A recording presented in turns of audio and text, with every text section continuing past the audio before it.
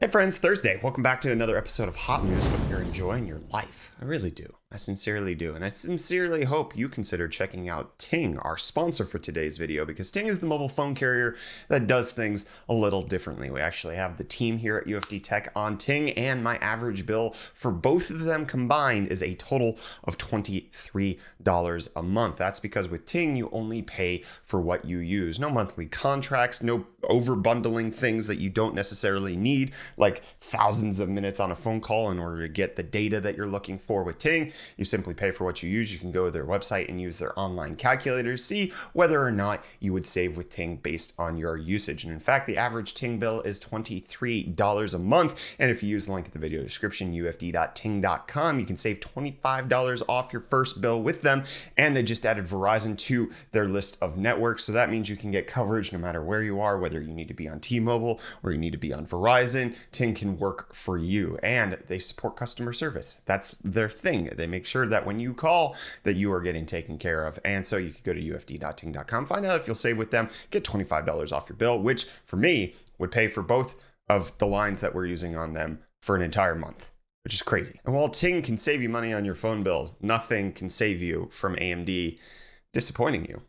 Nothing besides your own hopes being tempered properly, which we're getting new information out about big Navi, the big 4K disrupting gaming GPU that we're expecting from AMD. And it's not in the direction you want to hear, but I would say that if we're going to hear negative things about the card, I want that to happen prior to launch so that when AMD does come out with something that's a little less than spectacular, a la the Radeon 7, we might actually be totally fine with it happening because we were anticipating this. So there's a new set of rumors coming out by a chip held leaker who has been right in the past on several things involving Navi as well as RX 590 and the various roadmaps that AMD has. This is posted over on WCCF Tech, and you can check all of this down below. First thing is that big Navi is going to have 16 gigabytes of VRAM again, but GDDR6 this time instead of HBM2, which should hopefully cut down the cost a little bit there. The second sad part of it is that they are just now sending samples out for driver validation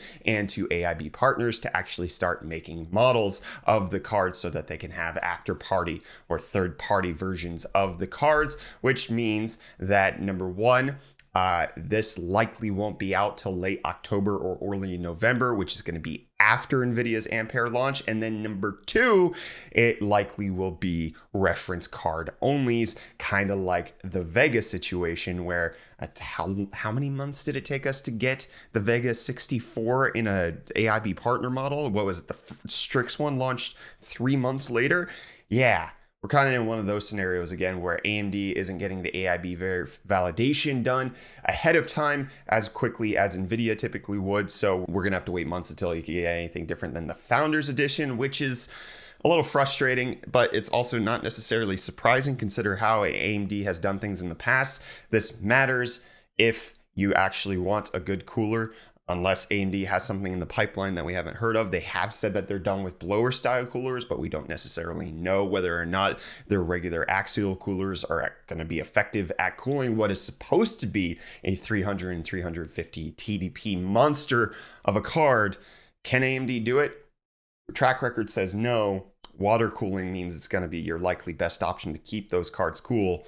Like my 5700 XT in my custom built PC right there. The reference model doesn't work so well. But that's it, 16 gigabytes of VRAM launching after NVIDIA and only reference models for a little while, which goes into the next little bit. There's some information coming out about the RTX 30 series, which is still apparently on pace to either launch in September or be unveiled in late August, and then have AIB partner cards come out in September, which seems to be well ahead of where AMD is at this point for RDNA 2 and Big Navi. Let me know what you think of AMD and NVIDIA right now down below in the comments. But in case you want Ampere, you want the RTX 3080 Ti, you want the highest end card, guess what? It's only going to cost you $5 a month. In fact, you could get the performance of an RTX 2080 Ti Super. Yeah, because that's basically what they're using. NVIDIA, GeForce Now, they have committed that they are going to be upgrading it to Ampere at this point, which a GeForce Now subscription right now is only $5 a month. That's a promotional price. It likely will go up to $10 a month at some point, but $5 a month, you get one of the highest end cards that you can do game streaming on It's a great idea. And I want to just give a shout out to Reece over on our Twitch live streams that we do every day. Go follow us, twitch.tv/UFDisciple. One of the best ideas that I've heard is you just pick up one of those 4700Gs that AMD will hopefully eventually release, right? So you have 8 cores, 16 threads in a mini APU system like this. And then you have the Vega 7 graphics, which perform just as well as like an RX 560. And essentially what you do with that is that's your esports machine. Anything that's latency sensitive, anything that you need to have high refresh rate, low input lag, you play on your 4700G. But then you pick up a GeForce Now subscription for any of the games that are heavy hitters, a la Witcher 3 or upcoming Cyberpunk. You pay $5 a month and you can play that with full ray tracing enabled, highest end card, high refresh rate. Anything that's single player, doesn't necessarily need the best input lag, not a fast-paced first-person shooter. 4700G plus GeForce Now, is there a better combination out there? You let me know down below. But in that mini APU system, in case you're not going to be using GeForce Now, you can now use this world's first 4 terabyte NVMe 4.0 drive coming out from Sabrent. This is going to be based on QLC like their other 4 terabyte drives. It's costing $750, which is only a $50 increase, I believe, over their PCI Express 3.0 drive. But it's available now. You can pick it up. You want 4 terabyte PCI Express 4.0? Sabrent has you covered. And Cougar has you covered in case this is the first time I'm seeing it. There probably is another case that does this, but it's the first time it caught my eye. Cougar rolling out their gaming desk that has addressable RGB. I've seen a lot of gaming desks that have RGB, but not necessarily that software synced. So that's intriguing.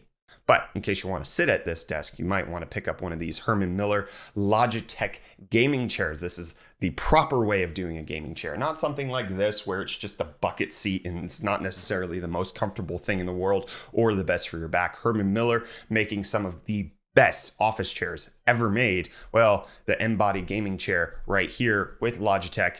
You can imagine, since Herman Miller is a higher end product, it's kind of a chair that you buy for a lifetime, so you're going to spend extra on it, that this gaming chair wouldn't come in cheap.